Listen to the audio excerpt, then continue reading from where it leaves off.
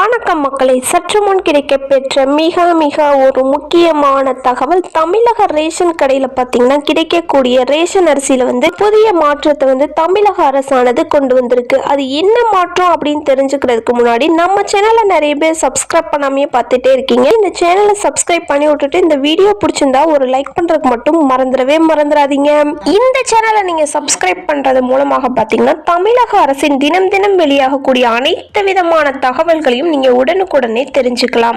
தமிழக ரேஷன் கடை மூலமாக பாத்தீங்கன்னா ரேஷன் அட்டைதாரர்களுக்கு மாதம் தோறும் ரேஷன் அரிசிகள் சென்றடைகிறது. இதை பாத்தீங்கன்னா நாடு முழுவதும் மத்திய அரசு நடத்திய ஆய்வுல பாத்தீங்கன்னா மக்களுக்கு கிடைக்கக்கூடிய இந்த ரேஷன் அரிசியில ஊட்டச்சத்து குறைவாக இருப்பதாக கண்டறியப்பட்டுள்ளது. அரிசியில பாத்தீங்கன்னா மாவுச்சத்தும் புரதச்சத்தும் இருக்கிறது. எனவே பாத்தீங்கன்னா இரும்பு சத்து உள்ளிட்ட சத்துக்கள் அடங்கிய செறிவூட்டப்பட்ட அரிசியை வழங்கணும் அப்படின்னு சொல்லி மாநில அரசுகளுக்கு பாத்தீங்கன்னா உத்தரவிட்டுள்ளது மத்திய அரசு. இந்த செறிவூட்டப்பட்ட அரிசியில என்னென்ன சத்துக்கள் இருக்குன்னு பாத்தீங்கன்னா இரும்பு சத்து, ஃபோலிக் அமிலம், வைட்டமின் B12 போன்ற சத்துக்கள் இருக்கு அப்படின்னு சொல்லிட்டு ஆய்வுல கண்டறியப்பட்டுள்ளது.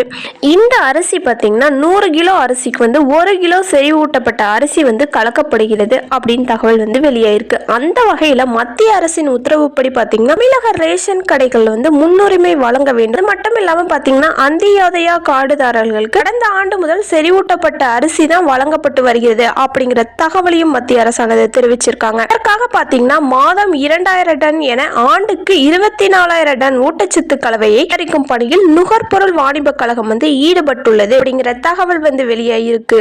மேலும் இந்த அரிசியை பாத்தீங்கன்னா தலசீமியா எனப்படும் மரபணு சார்ந்த இரத்த சோகை போன்ற உடல்நல குறைபாடு உள்ளவர்கள் சாப்பிடக்கூடாது அப்படிங்கிற விழிப்புணர்வையும் தமிழகம் ஏற்படுத்தியிருக்காங்க. அரிசி சாக்குப்பையில அச்சிடுமாறு தமிழக நுகர்பொருள் வாணிப கழகத்திற்கு இந்திய உணவு கழகம் ஒரு உத்தரவிட்டுள்ளது. எனவே மக்கள் அனைவரும் பாத்தீங்கன்னா இனிமேல் ரேஷன் கடைகள்ல வாங்கக்கூடிய அரிசிகள் நல்லா இருக்காது, இது பூச்சிப்புழுவோட இருக்கும் அப்படின்னு சொல்லிட்டு ஒதுக்குவதை விட இது நம்ம உடம்புக்கு சத்தான பொருள் ஒன்று அப்படின்னு நினைச்சிட்டு நீங்க அந்த செறிவூட்ட அரிசி தான் அவங்க விற்பனை பண்ண போறாங்க. இந்த செறிவூட்டப்பட்ட அரிசியை நீங்க சாப்பிடுறதுனால பாத்தீங்கன்னா உங்களுக்கு இரும்பு சத்தானது உங்க உடல்ல கிடைக்கும். இதனால பாத்தீங்கன்னா நீங்க இனிமேல் ரேஷன் அரிசியை ஒதுக்க வேண்டாம் அப்படிங்கிற தகவலையும் மத்திய அரசு தெரியப்படுத்தியிருக்காங்க.